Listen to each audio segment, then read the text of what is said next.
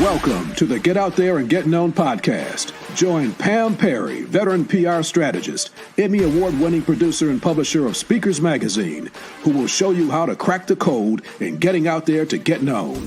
Each week, she either interviews her media friends, PR colleagues, or she just goes solo, offering you strategies on publicity, publishing, and platform building. So listen up to hear how to get booked on media places and on superstar stages. Now, here's your host, Pam Perry.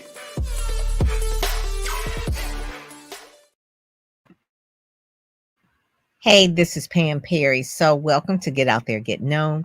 As you may have listened to a few of the podcasts, knowing that I have been doing publicity for a few decades. And so today I really want to give a real heads up, I guess you would say, about PR. First of all, publicists do not have a magic wand. They do not have little sprinkle dust that they put on top of our clients so that they get PR. It is work.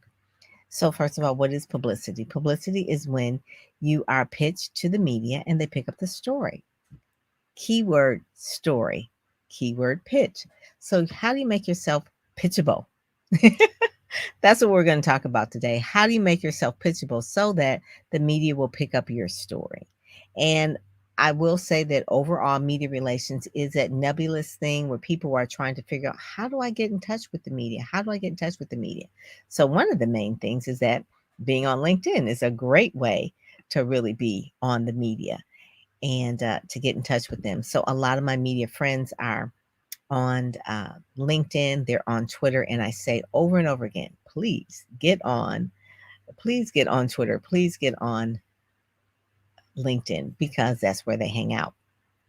So let's kind of go over some of the media, I guess you would say, some of the media misnomers. One, they think that immediately when I have a book, that the media is going to pick it up and that's news, right? No, books are every day, all day. What makes it different? How do you spin it? How do you make the pitch? How do you make it interesting? And so one of the key things is that you have an event. That's not news either, unless the event has some big celebrity there, then obviously that'll work. But really, you have to understand who your target is, what problem you're solving, how you're unique and different compared to the other things that are out there, the other quote unquote influencers are out there. And then also too, why the media would care. So if you do write a press release or you do pitch, just think like, why should they care? Because it's not just them that you're pitching their audience. So think about, why would their audience care? We already know why you care, because you want the attention, you want to get known, you want to get out there, you want to get seen, but it's not magic. It involves some work. And so a lot of it involves branding, meaning that you're a consistent message over and over again. It is a messaging. It's almost like running a campaign, just like someone would run a campaign for political office. You're putting out messaging and you're campaigning. And so everything along the way of that campaign is a touch point.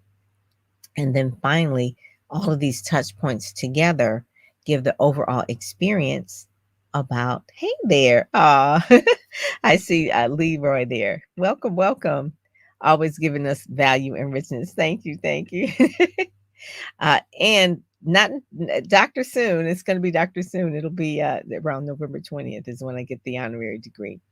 The main thing is that when you spend some, and this is where this is coming from about the real talk about PR, people understand about social media and they know how to work it and they have been working it and they can see the results.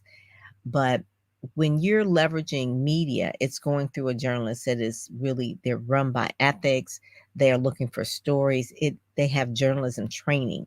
We go straight to our customer via social media. You don't have that filter. You don't have that gatekeeper. But the gatekeeper is there not to keep you away, but to really give the best to the audience. It is something that a journalist runs by, that they have ethics about, that they are trying to put together the best stories. So I have friends that are producers and editors and people that are reporters, and they're very stringent. They have to have different sources to verify things. It has to be a story that is relevant to their audience. It can't come off like a sales message.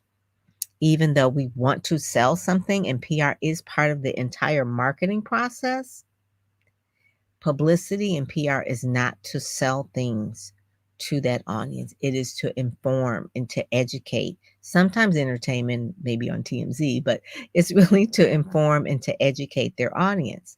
So the more that a reporter, a publisher, a producer, or an editor does that, the better job they're doing. So I'm going to step back a little bit. It is a business. They are hired to do a job. They are to do an excellent job. Investigative reporters are just, those are the people that I just love and adore. So the more information you can give them to make their job better, easier, and interesting for their boss, the better they're going to love you. So when you pitch someone that I have a new book, or that I have a grand opening, or I just launched a product, tell them why that's important to their audience and why it's relevant. Because if you don't, it's just a sales tool. That's the advertising department. That's not the journalist. So the real thing about PR is making sure that there is a story. So this is the same thing of when I coach my clients that want to write books. The way you know that a book is going to be a bestseller is to read other bestsellers. Read other bestsellers and see why they're bestsellers, to see why they are the New York Times bestsellers, see what makes a book good, right? You need to know that industry. You need to be understanding what is the benchmark. Same thing with news if you want PR. Understand the stories. What makes a good story? What is the lead in? Listen to the sound bites. What makes a good story? And I always say, if you want to be an excellent author, you need to study other authors. If you want to be in a TV commentator and always be invited back by a reporter for a story, read other stories, read the news. Understand what they're doing, especially maybe the top 10 of the media that you want to be in. Understand what makes them tick. Understand what's relevant for them. Understand how you can fit in. You know how they always say, get in where you can fit in. So you get in where you fit in based on their platform, based on their outlet. So whether I'm talking about online platforms, whether I'm talking about the Rude or the Griot, or I'm talking about Blavity, or I'm Madame Noir, any of those are online outlets. So let me just stop there and put a pin in this right here. So I'm really talking about speakers and authors that want to get out there and get known. That's one area, and primarily African Americans. I said this to my friend the other day. He's an Emmy Award-winning producer. And I said to him, we were just having a conversation, I says, there's a lot of African Americans that are in positions of power, whether they're editor, producer, a news editor, whatever, they're in that position of power. And they make decisions of what gets shown on the news, in the news, written about. I said, is there a conscious, I guess you would say, feeling or empathy that they would have, because they are one of the few, they're minority in the newsrooms, to really try to bring other African Americans along as subject matter experts in the stories? I said, I know news is supposed to be obviously objective, but we all have that subjective thing about what we choose to pick and why. And he said, I don't know. He says, do you think people think like that today? And he's an older gentleman. He says, you think they think like that today? I says, when I started out, I was just really making sure that our voices were heard. Black Voices Matter was not just a tagline or a hashtag. He says, I always felt that way. He says, do you think that they feel like that today? So then, as a publicist, reaching out to some of the African American people, say at the dailies, or some of the African American people that are on the assignment desk, or some of the African American people that I know that are reporters. Not talking about the Black press, because that's a different thing, but I'm talking about the secular media, the major media, the majority media. Do they have that kind of chip? And I really have to say and ask, my friends that are in those high level places, do you really feel that you're called to be in that position to really open the door for others? And and not saying that you have to give everybody a pass. I'm not saying that you give a pass, but to really make a conscious effort, just like it's a conscious effort for me to buy black. If I can do business with a dentist that is someone that I know I can build their business by building my community because they're African American, I will make that choice, or whatever it is, because our dollars show where we care and how make sure that our dollars turn over in our community. Same thing with media. I believe that, and that's why I do Get Out There and Get Known podcast, and I really try to train and educate those that are in the African American community how to better approach the media so that they are picked up and shown. That's why I create things like Speakers Magazine, for our African American community. People that are on the cover here typically are awesome, awesome clients. I got Nicole Robert Jones and Dr. Stacey NC Grand, and then this month, Dr. Sherwood. She was on the cover as well. They're excellent. And Speakers Magazine is a very award-winning, coveted magazine that I put African American people in spotlight and highlight them. That was intentional. That was intentional, just from the standpoint that I know that a lot of times they're looked over. So I always say, well, if you're in this spot as an African American and you know that you can shine a light on someone who is an African American subject matter expert or speaker or author, will you defer to them first? Will you give them a chance? And that's all that really a lot of the publicists like myself, African American publicists, we're looking for that person. And there are some few that a lot of them are in the National Association of Black Journalists that do that. And we appreciate that. But I think there should be more. And I'm just speaking out from the standpoint that don't ever think that you're going to be in a position because you're so great. You're standing on shoulders of other people. We're talking about African Americans, other people that are in our community that have paved the way for you. And so it's almost like a responsibility that you should also try to pave the way for other people.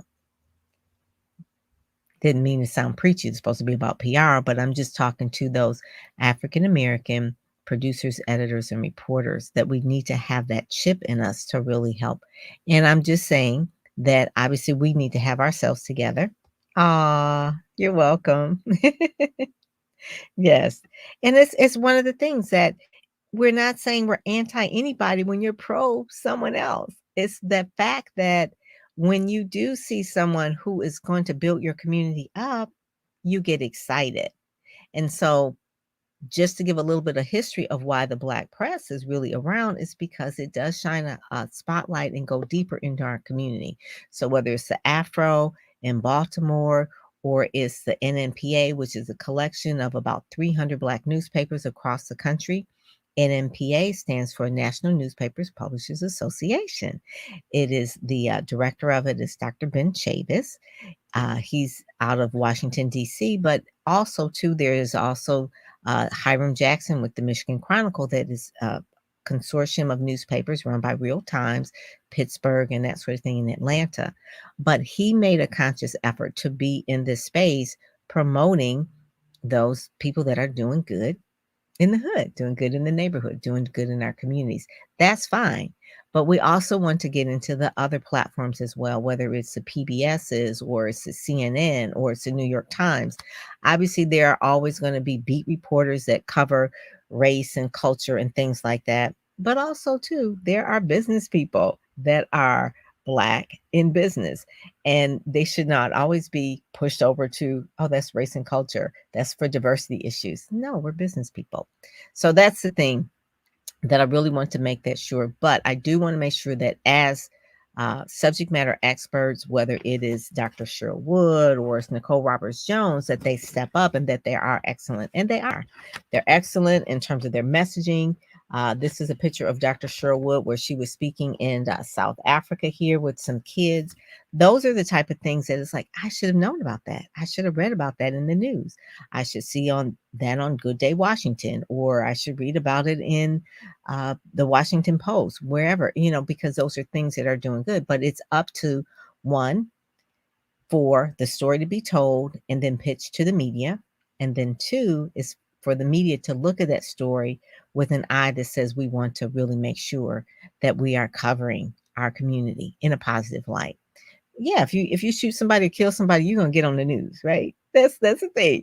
But there's people that are doing good work and they just need an opportunity. There needs to be an open door. And so this particular thing, Real Talk About PR, works both ways. It works for the person who wants to get the publicity, who wants to show the relevancy to that audience, that they're doing good work, that they are trying to make a difference, that they are impacting lives. And they are. All of the speakers and authors, the ones that are on my cover, are impacting lives. They are impacting lives day to day. They are impacting lives with their books, with their messaging. And so a lot of times it's like they get frustrated because they want to pitch, they don't know how, so they can go through my Ready, Set, Go Speak program and they can learn how to pitch. But then we also need it on the other side for those that are in the positions of power and decision making about allowing the story to come through. And I always say this too, if you do see, if you're on the assignment desk or whatever, and it's not a story for you, direct them to the right person, direct them to someone. There's nothing wrong with being nice and kind, right? This being nice and kind is one of the true essence of why people will be around for a long time. You know, the whole thing about our heroes and things like that, whether it's Maya Angelou or Colin Powell, they were nice and kind. They were respectable people. They respect all people. So we're just saying to value all people and to really not just because sometimes there's some people, I'm just saying there's some people that are Black that will not cover Black people because of some kind of self-hate that they have on side of themselves. So they won't cover anything Black. And that's a whole nother conversation for another day. That's a whole nother thing. But then there are some people that are very pro-Black, like my friend I was talking about, the Emmy Award winning producer. He always said, Black stories matter, Black voices matter. We just need to be the ones that really dig them up and share them with the world. And I know I have some friends that work in some of the CNBCs and NBCs and ABCs and the Today shows, and they do. They have to really fight a little bit in their circles, in their planning sessions of trying to get these stories told. But we have to come forward and just really give them some good ammunition. All right. Good ammunition is like a well-written pitch with a good angle that has a good hook, something that is relevant to that audience, making sure that their website is correct and on point, making sure that they have great photos, or if they have B-roll, or if they are going to do a Zoom background, that it is great lighting. Because a lot of times you're not going in the studio. You want to make sure that you're good lighting, that you know how to really dress appropriately for the occasion, right? That's one of the main things. You want to make sure you're dressing appropriate for the occasion. So you want to make sure that it's always that you have a checklist. And I have a checklist that how to succeed to be media guests. I have a checklist that I give for people in the Ready, Set, Go Speak program. And it's really a checklist about A, B, C, and D, and just making sure, because those are the things that the media is going to be looking for. And they want to look for that checklist in their mind. And then I give you the cheat sheet to say, okay, make sure you have this, so that they don't say no, that they always say yes. And so if you have a great press release, it's put out on the wire, you're reaching out to the media, you're following them on Twitter, you're speaking to them on LinkedIn, you're building a relationship, you're understanding what they're about, what they want to do, how their voice is, what is the voice and the tone of the outlet that they're working for, and you follow suit. You get in where you fit in. You get in where you fit in the media. Okay. You're a subject matter expert, but they're not there to promote you. I always say that they're not there to promote you. Yes, promotion happens once you are given that opportunity, but that's not their job. That's the advertising department if you want to run an ad. Okay. So no matter what. So some of the things are obligatory, like, okay, there's a ribbon cutting, or there's a grand opening, or, you know, those type of things. Those aren't really newsy stories, or there's a new book. But you can find a way to make it interesting. And that only comes from watching the news, being a news, like watching it from the eye of a producer, or looking at it from the eye of the editor or the reporter, to see what makes it interesting. And that really takes a little bit of skill. That's why people hire publicists. But then also, too, my Ready, Set, Go Speak program, I go through that. One of the things people go through 12 courses. There is a whole vault of 9 African American reporters and producers and some editors that tell you exactly what they're looking for. It is not found nowhere else on the internet. It is only in this program in ReadySetGoSpeak.com. And it's one of those things where I wanted to talk to them. I interviewed them one-on-one and says, what are some of the mistakes that we're making when we're pitching you? What is one of the things you would like more of? What are some of the stories that you're covering? How can we pitch you? What is the best way? And so that's all in there. And then also too, there's a whole vault of templates of how to write a press release, because you have to really show it in a way speaking their language. So it can't be in first person. First of all, press releases are never in first person and they're never fluff. It should be written just like a news story.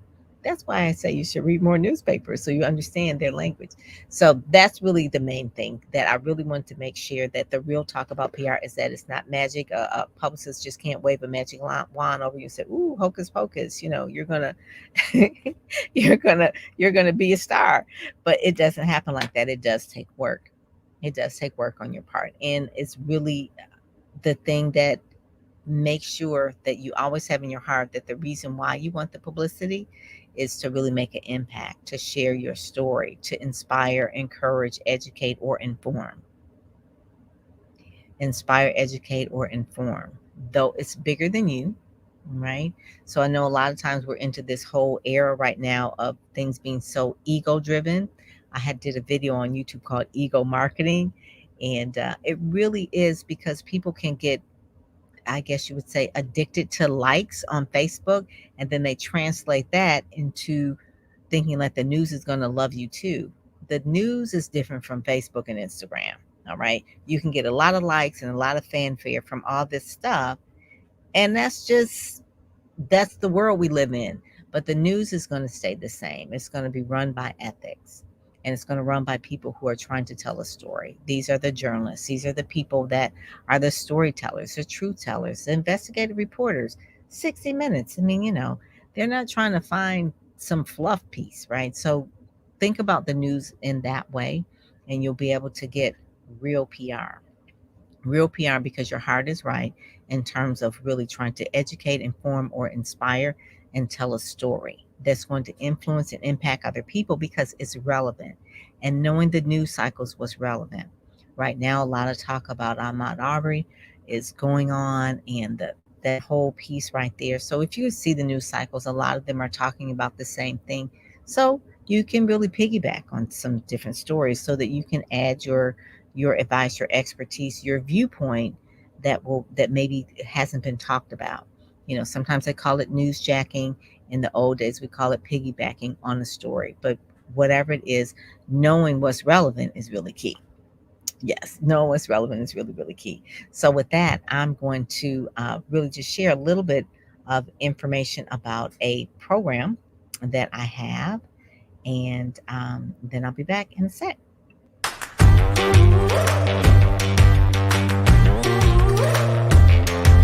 And Pam Perry, veteran PR strategist, Emmy award-winning producer and publisher of Speakers Magazine.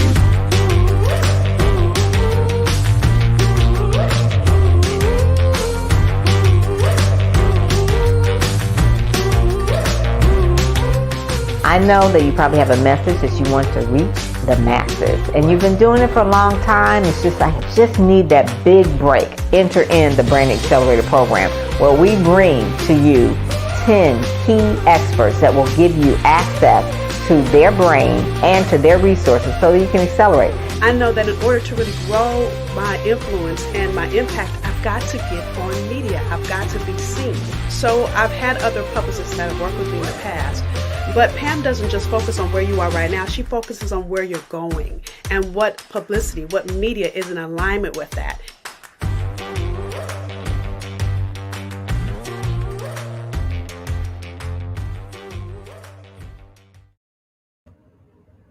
So one of the things that Nicole said, it says, I don't focus on where you are now, but where you're going. So if you're getting started in publicity, this is where I would say, especially to my African American authors and speakers and thought leaders, start with your African American press. Yeah, maybe go to NMPA, go to blacknews.com. Those are the good first stops. Then maybe your Black radio. Okay, every market has a Black radio, so they have Black newspapers, they have Black radio, right? That's the first level. So think about how you can fit in. You're probably consuming this media already, so you're reading their weeklies, you're listening to the radio. How can you fit in? Sometimes what I tell people really good is to call in to the shows that you listen to and say, hey, I'd like to give a comment on what you just talked about. That's a great way to know the producer's name. That's just one little tip. Then also too, every market has dailies. They have dailies. They have your different sections. So knowing the sections, you got the section A. You probably have like the feature section. You have a business section. Obviously, you have a sports section. So knowing that, and then digging in deeper and knowing which reporters cover what. Okay, you can find that on Twitter or you can find it on their website. And then also every market has its own local paper. Don't really throw your nose up, oh, that's just my local paper. That's your weekly. Hey, they are journalists. They're trained. You never know where that journalist is going to be next. That journalist may start in the local paper in Texas, but eventually they could be writing for the New York Times or the Wall Street Journal or the Washington Post in a few years. You just never know. So you treat every reporter with respect. You treat them all like they are, the next going to be working for Oprah, okay? Because you just never know. I know that a lot of friends that I went to college with are now working in major stations and newspapers and things like that. So you just never know. The other thing, so you have your newspapers, you have your magazines.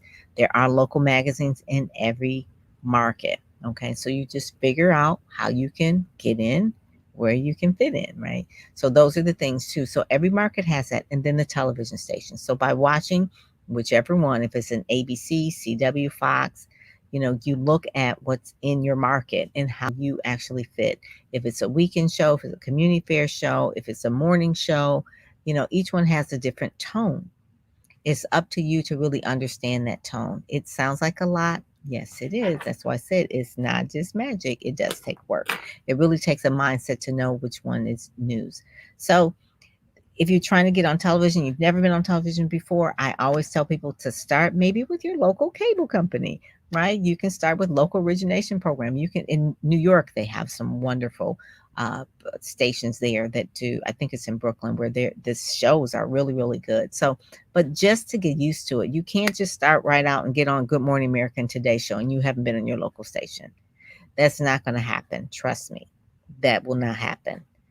Unless there's some kind of like viral thing that you did and it's just like they need you on. But for the most part, you're going to have to work your way up the rung, start local, start regional, maybe do some digital things as well. Podcasts are really important. Online magazines are important. Things like Speakers Magazine, those are important. So you want to start there. But the whole point of it is that media begets media. Someone asked me, what does that mean? Media begets media. You know how like in the Bible, such and such beget, such and such beget, such and such beget. So every piece of media that you have is like a seed and it grows to the next level. It grows. And so you want to start somewhere so that it can grow. And eventually you'll have a whole bastion of media collections where you've been on radio, TV, print, magazines, and people say, oh, I see your name everywhere. But they don't realize that you started at the bottom and now you're here. So you do have to have that humility about yourself to start there and to work everyone like you're in front of the Oprah, okay, or CNN. You use that.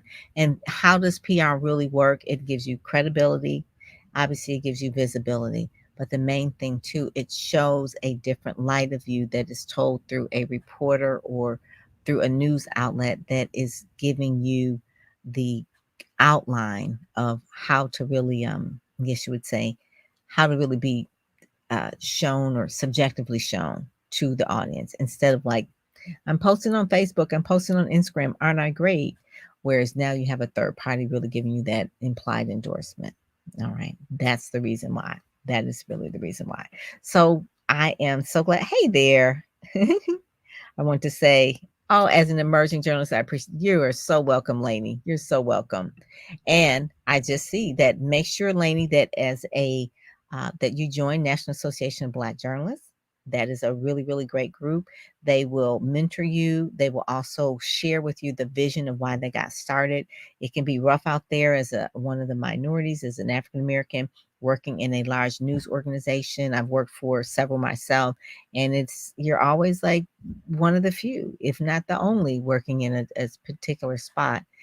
We're kind of used to that, but it's really a lot more competitive in the news organization. So you will need a group like NABJ to really give you that, I guess you say, inspiration and encouragement. And a lot of the ones that are in there, they do that.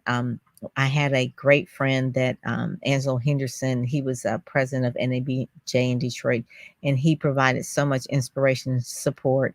He's a Pulitzer Prize winner, the Wall Street Journal. He passed a few years ago, but he was a great inspiration, and he walked his talk. His wife, Felicia Henderson, is now working, she retired from the Detroit News, but she actually is still really mentoring a lot of journalists to this day. So make sure that you join that too, okay, Lainey, and stay in touch with me as well, because I'd love to hear how your journey is going. So with that, I am going to end this podcast because I can talk so long about my favorite subject, which is marketing and PR. And I just want to just say, if you want to get ready for the media, please check out Ready, Set, Go, Speak. It's my program that will get you all the way together so that when you do pitch to the media, they'll say yes, okay? And it'll grow your business and it'll bless your whole life. So with that, I'm Pam Perry, and I'm out. You've been listening to the Get Out There and Get Known podcast, brought to you by PamPerryPR.com, where you'll get insider tips on how to build your platform, pitch the media, and promote yourself with confidence. Head over to PamPerryPR.com and get the exclusive video training on the 7 must-have marketing materials you need before you pitch in order to be considered in media places or superstar stages. PamPerryPR.com, where you help you shine like a superstar.